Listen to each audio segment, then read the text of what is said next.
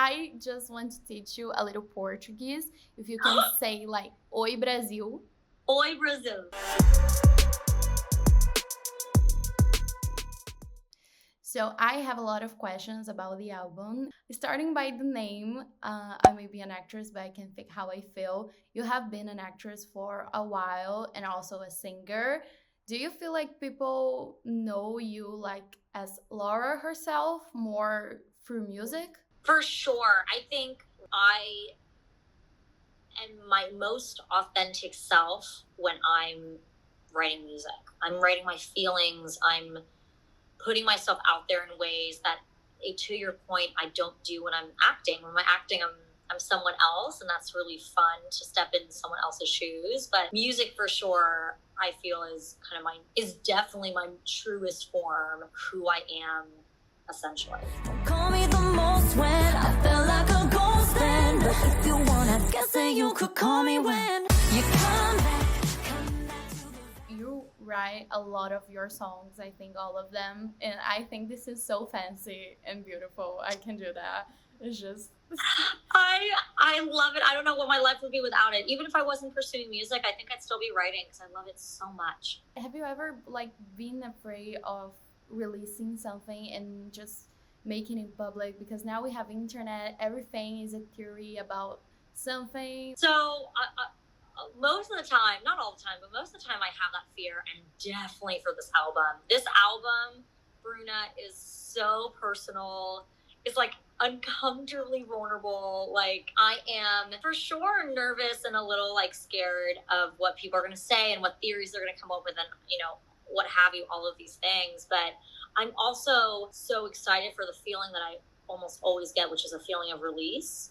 And I think more than any other release I've ever had and put out, this is going to be probably the biggest breath I could possibly take after it's out and shared with everyone. And I'm looking forward to that a lot. And the album has like 23. It's a lot, and you have been writing this for like a long time. How was like to get back to the songs and like your old feelings? How was that? Was weird? Yeah, it was. It was weird also because some songs I've resonated with more now than I did when I wrote it. Right, the oldest song on the album I wrote in 2015. I just released it, Brand New Heart. Yeah. It's so good. And you are so sweet. Thank you. That song, I feel like I connect with it so much more now than I did when I wrote it. So that sometimes happens. That happened to another song of mine called Something to Believe In. I wrote that song in 2014 and I released it on my UEP. That song I resonated with way more in 2020 than I did in 2014. So that's sometimes really weird. It's like you almost, weird to say, but you almost like not tell the future, but it's like maybe there's like a weird subconscious part of me that knew I would need this song years later, and I really, really did. A lot of the songs, most of the songs were written more recently, right? So there's one 2015, one 2017. Most of them were written in 2021, 2022, and then there were still, because this is such a big album, there were still quite a few songs that were written in this year, 2023, like all the interludes. I had ideas spanning the past like couple of years. They were all finished this year. I'm gonna be a little mean right now. Do you have like a favorite one? So mean. So mean. I know you so are tough. like their mother. They're all my children. I don't want you to tell them. I have a favorite. You know what? Someday. It's a song. The song title is a really important song to me. So that one might be one of my favorites. But yeah, that one I'm really just so proud of and so excited to be out. I'm so excited for Someday. And the internet scene, I'm curious about that too. Okay, you know what? Weird. You just read my freaking mind, because I was going to say, and then I stopped myself because I talk too much all the time. I was going to say the internet, so Act 2, the internet scene 2, so the second one, might be one of my favorite interludes because it's a really powerful one. And about like the acts, I saw that like Act 1, Act 2, what is this about? So I wanted to differentiate the interludes from the other songs of the album. So these interludes are they're probably the most vulnerable songs on the album. And they're like these little diary entries that kind of connect us from one part of the album to the next part. I wanted to make sure that everyone knew listening to them that they were different and meant to be different. You'll kind of know when you hear them, you know, some of them have sound effects. Some of them, like, they're weird. We went weird with them. We're really telling a story here. And I just loved the idea of making it feel like a play or a movie or a TV show. And it felt just very consistent with the theme that was going with the album and what I'm talking about.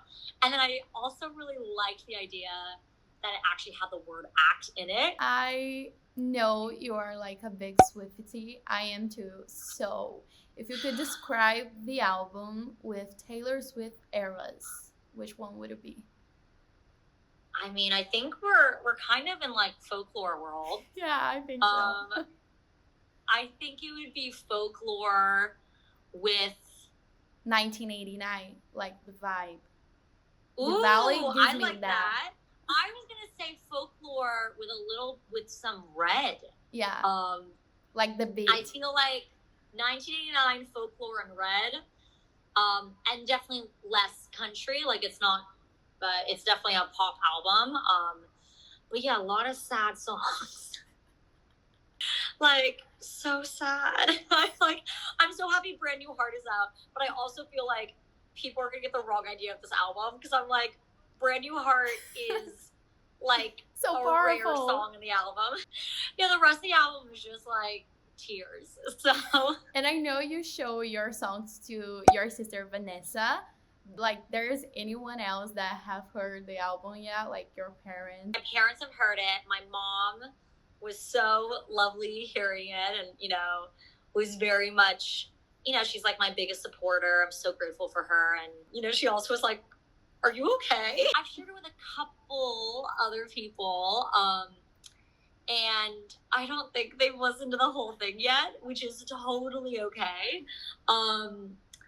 So, you know, for me, I'm like so aware of how long the album is, and I think it's honestly fairly uncomfortable for people who know me like fairly well, not like super well, like my family, and not even for Vanessa, to be honest. I was showing her songs and she was like, I think what's also been hard is like showing people songs while I'm in front of them. Everyone's like, but I also think for people who know me, like kind of in that middle, so not like my family, but I'm not like a stranger to them, or like people who know me fairly well, it's personal. Like it is a personal album. And I think a lot of people have been like, it kind of feels like you're listening to my most vulnerable, like innermost thoughts. After all of that, do you think about like coming to Brazil with a tour or anything? We can't wait anymore. I will say there is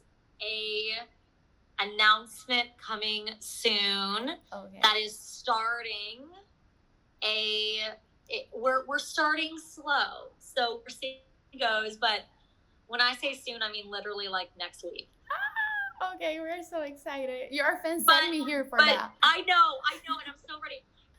I'm not necessarily talking about Brazil first next week, but it is so much like my very much most earnest wish to go to Brazil. That's all I want.